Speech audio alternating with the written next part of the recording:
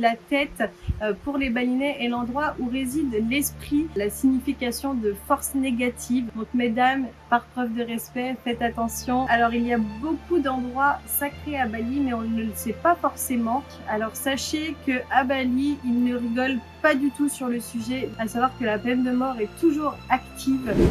Salut à toi, j'espère que tu vas bien. On se retrouve aujourd'hui pour une nouvelle vidéo dans laquelle je vais te transmettre 10 choses à ne surtout pas faire sur Bali. Alors reste bien jusqu'à la fin pour avoir toutes ces informations. N'hésite pas aussi à t'abonner, à liker la vidéo et à laisser des commentaires si tu as des questions ou si tu as bien aimé la vidéo. Et on va pouvoir commencer tout de suite. C'est parti, introduction.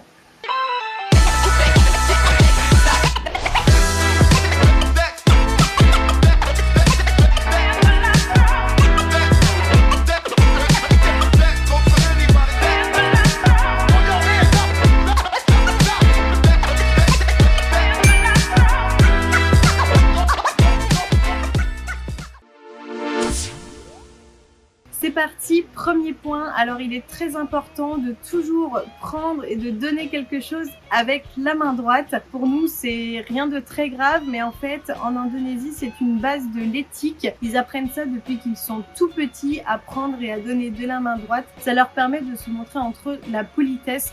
Donc si jamais tu as de prendre quelque chose ou bien de donner quelque chose ou encore même dire bonjour, n'oublie pas de le faire avec la main droite. Ne pas toucher la tête d'une personne, alors c'est très important tout simplement parce que la tête pour les balinais est l'endroit où réside l'esprit, donc on n'a pas à y toucher. Donc si jamais vous avez envie de le faire à un petit garçon par exemple, lui frotter la tête, c'est rien de très grave pour nous, mais pour eux c'est vraiment important, donc à éviter. Troisième point, ne faites pas la bise à un balinais ou à un indonésien. Ils ne sont pas du tout habitués à faire ça. Donc, vaut mieux privilégier de serrer la main ou bien dire bonjour à distance. Pour eux, c'est pas quelque chose de commun. Faire la bise ou même encore à une femme, c'est pas bien vu.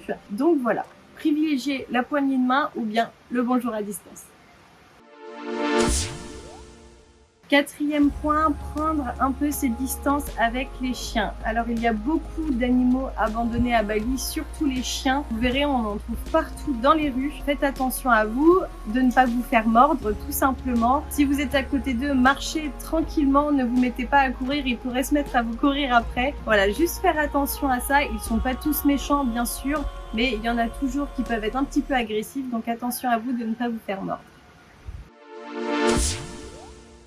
Enlever ses chaussures avant de rentrer dans une maison balinaise. Alors c'est une preuve de respect en fait, tout simplement pour la personne qui a nettoyé la maison et donc ne pas la salir. Donc si vous êtes invité chez des locaux, n'oubliez pas d'enlever vos chaussures avant de rentrer chez eux, ça leur fera grand plaisir et surtout pour la personne qui a nettoyé. Ne pas boire l'eau du robinet. Alors ce n'est pas comme en France, l'eau n'est pas potable à Bali.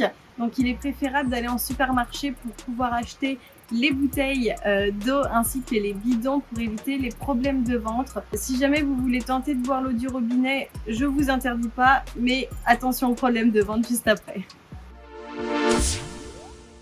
Ne pas marcher sur une offrande, alors je vous en avais déjà parlé dans une autre vidéo. Alors tout simplement, il est très important de ne pas marcher sur les offrandes quand l'encens qui est mis avec l'offrande n'a pas fini d'être consumé, car c'est le moment où les esprits sont là et où ils se régalent de ce qui a été mis dans les offrandes.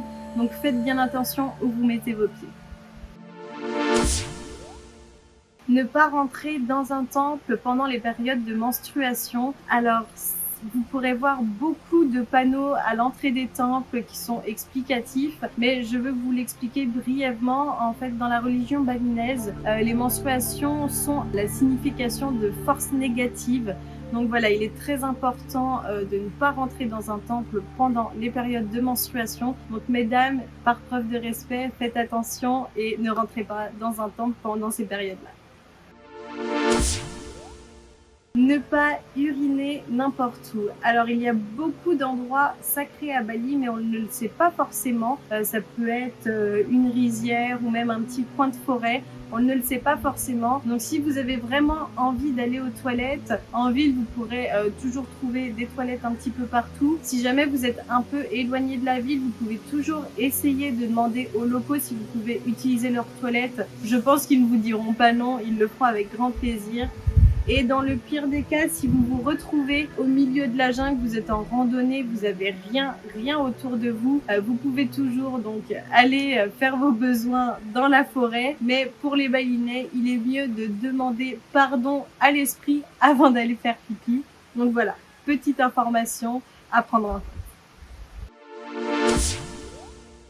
10e point, la drogue à Bali. Alors sachez que à Bali, ils ne rigolent pas du tout sur le sujet de la drogue, à savoir que la peine de mort est toujours active. Donc si on vous en propose, dites non et faites très attention, ça rigole pas du tout sur le sujet. Nous voilà à la fin de cette vidéo. Nous voilà arrivés à la fin de cette vidéo, j'espère qu'elle vous aura plu, elle était assez rapide, mais c'était ces 10 petits points que je voulais vraiment partager avec vous. On se retrouve la semaine prochaine pour une nouvelle vidéo avec encore 10 astuces à venir, donc n'hésite pas à t'abonner, à liker la vidéo et à laisser des commentaires si jamais tu as des questions. Si jamais tu as envie que je fasse certaines vidéos, n'hésite pas aussi à me les mettre. Avec plaisir, je lirai ça. Et si je peux les réaliser, je le ferai avec grand plaisir. Donc sur ce, je vous dis à la semaine prochaine pour une nouvelle vidéo.